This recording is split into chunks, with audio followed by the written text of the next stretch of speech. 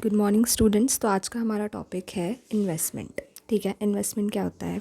Investment और capital formation. ठीक है, इन्वेस्टमेंट का दूसरा नाम है कैपिटल फॉर्मेशन।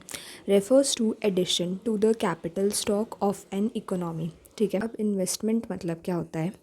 कैपिटल फॉर्मेशन होता है। ठीक है, यानी कि हम या तो हमारे पास कैपिटल पहले नहीं था, तो फिर अब हमने कैपिटल को ले लिया तो हमारा कैपिटल का फॉर्मेशन हो गया। ठीक है, कैपिटल फॉर्म हो गया तो इसीलिए हमारा इन्वेस्टमेंट हुआ। और दूसरा इसने बोला है कि addition to the capital stock, यानी कि आपके पास पहले से कैपिटल स्टॉक था। ठीक है, अब आपने उसमें एडिशन कर दिया, यानी कि आपके पास पहले से एक मशीनरी थी, आपने एक और मशीनरी ख़रीद ली तो वो आपने इन्वेस्टमेंट करा है। आपके पास पहले से एक बिल्डिंग थी लेकिन आपने फिर से एक और बिल्डिंग ख़रीदी तो आपने कैपिटल का एडिशन किया, तो आपने क्या किया? अपने बिजनेस में इन्वेस्टमेंट किया। ठीक है, दूसरी डेफिनेशन आती है, investment is defined as the addition to the existing stock of real capital assets. Investment की दूसरी डेफिनेशन में आता है कि investment is defined as the addition. ठीक है, फिर से हम क्या कर रहे हैं? एडिशन कर रहे हैं। ठीक है, फिर से हम एडिशन कर रहे हैं टू द एग्जिस्टिंग स्टॉक।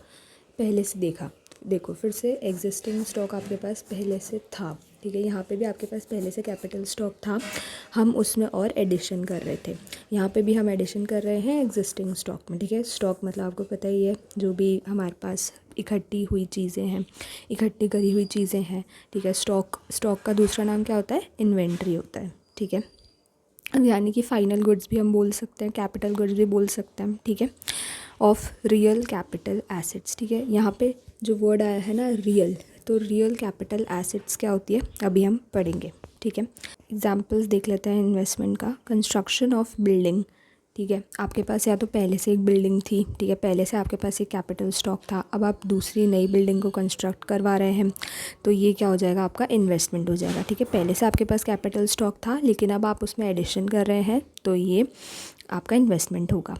दूसरा एग्जांपल है परचेज़ ऑफ मशीनरी। ठीक है, आपने मशीनरी परचेज़ करी। मान लेते हैं आपके पास पहले मशीनरी नहीं थी। ठीक है, तो अब आपने नई मशीनरी ख़रीदी तो आपने क्या किया? कैपिटल का फॉर्मेशन किया, और कैपिटल फॉर्मेशन को ही हम क्या बोलते हैं? इन्वेस्टमेंट बोलते हैं। ठीक है, थर्ड है addition to inventories of goods. ठीक है, इन्वेंट्रीज़ मतलब वही स्टॉक। ठीक है, जो भी हमारे पास फाइनल गुड्स हैं रेडी होके हमारे गोदाम में रखे हुए हैं उन्हें हम इन्वेंट्री बोलते हैं। ठीक है, तो अगर उनमें और एडिशन आपने किया है, यानी कि आपके पास पहले से मान लेते हैं, ठीक है, 100 इन्वेंट्री थी, यानी बोल सकते हैं 100 यूनिट्स ऑफ कोई भी गुड था, लेट से स्टील था आपके पास। ठीक है, 100 यूनिट्स ऑफ स्टील था, लेकिन अब इस साल, ठीक है, ये तो कब का था? ये प्रीवियस ईयर का था। करंट ईयर में आपने कितना करा? लेट से 200। ठीक है, तो करंट ईयर में आपकी इन्वेंट्री है 200, तो अगर हम इनका टोटल करेंगे तो 300 आपकी क्या हो जाएगी? टोटल इन्वेंट्री हो जाएगी। ठीक है, तो इस साल आपने जो 200 की इन्वेंट्री का एडिशन किया उसे हम क्या बोलेंगे? इन्वेस्टमेंट बोलेंगे।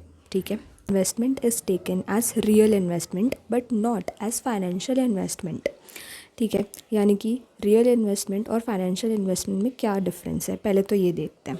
तो फाइनेंशियल इन्वेस्टमेंट मतलब होता है purchase of existing paper, securities, bonds, debentures और सेकेंड हैंड एसेट्स। ठीक है, यानी कि ये जितनी भी हम बोलते हैं ना इंटेंजिबल एसेट्स हैं, उनको अगर आपने परचेज़ किया है तो वो फाइनेंशियल इन्वेस्टमेंट है। ठीक है, वो रियल इन्वेस्टमेंट नहीं है। ठीक है, रियल इन्वेस्टमेंट ही हम किस में काउंट करेंगे? इन्वेस्टमेंट में काउंट करेंगे, लेकिन जो फाइनेंशियल इन्वेस्टमेंट है उसको हम काउंट नहीं करेंगे, हम सिर्फ रियल इन्वेस्टमेंट को ही काउंट करेंगे। ठीक है, अब रियल इन्वेस्टमेंट क्या होता है वो देख लेते हैं।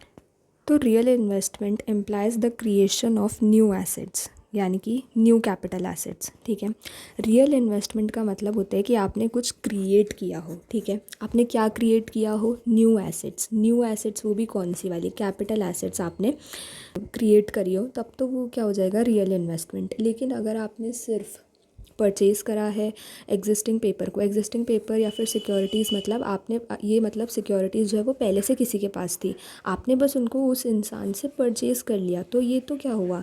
बॉन्ड्स या फिर securities, debenture, second hand assets, ये सब क्या है? ये सब पहले से किसी के पास थी। ठीक है, लेट सपोज इसके पास पहले से थी, अब इसने इस ए बंदे के पास पहले से थी, अब उसने बी को ट्रांसफ़र कर दिया। ठीक है, अपने जो भी पेपर हैं, सिक्योरिटीज़ हैं, ठीक है। सिक्योरिटीज़ मतलब आप समझते हैं ना कि अगर हम कोई भी लोन लेते हैं बैंक से तो उसके पास हमें कुछ ना कुछ गिरवी रखना पड़ता है, ठीक है। तो वो हमारी सिक्योरिटीज़ होती है, वो बैंक की सिक्योरिटीज़ होती हैं, ठीक है, जो कि हम लोग रखते हैं। जैसे आप लोग लोन लेने गए बैंक के पास तो कोई भी आपकी कैपिटल एसेट्स मांगेगा, ठीक है। तो अगर आपने वो रखी है वहाँ पे आपकी एफडी वगैरह, तो उन्हें हम सिक्योरिटीज़ बोलते हैं, ठीक है। बॉन्ड्स, डिबेंचर्स, ये सब हमने किस में पढ़े हैं, अकाउंट्स में पढ़े ही हैं ऑलरेडी, ठीक है। और सेकेंड हैंड एसेट्स, यानी कि एसेट्स पहले किसी के पास थी फिर उसने दूसरे इंसान को दी। तो ये क्या हो रहा है, इधर से उधर लेन देन ही तो हो रहा है। इसमें आपने क्या नया क्रिएट किया, कुछ भी नया क्रिएट नहीं किया, ये तो बस ट्रांसफ़र हो रहा है, ठीक है। ए से बी, ए ने बी को दिया कुछ, ठीक है, सिक्योरिटी वगैरह, और बी ने ए को दिया, तो ये तो बस ट्रांसफ़र हो रहा है, आपने कुछ नया क्रिएट नहीं किया। इसीलिए हम इकोनॉमिक्स में सिर्फ किसको लेते हैं इन्वेस्टमेंट के तौर पे, रियल एसेट्स को लेते हैं, रियल कैपिटल एसेट्स को लेते हैं, ठीक है। क्योंकि it increases the productive capacity of the economy, ठीक है। ये क्या है, प्रोडक्टिव कैपेसिटी हमारी इंक्रीज़ होएगी, ठीक है। यहाँ पे हमारी प्रोडक्टिव कैपेसिटी इंक्रीज़ नहीं हो रही है, यहाँ पे बस आप इधर से उधर ट्रांसफ़र कर रहे हो, ठीक है। तो रियल इन्वेस्टमेंट यानी कि creation of new capital assets. और फाइनेंशियल इन्वेस्टमेंट मतलब क्या होता है, या फाइनेंशियल एसेट्स मतलब क्या होता है, purchase of securities, bonds, debentures, second hand assets, ये सब, ठीक है। और इन्वेस्टमेंट में हम जो है सिर्फ रियल एसेट्स को ही काउंट करेंगे, ना कि फाइनेंशियल एसेट्स को, ठीक है। Thank you.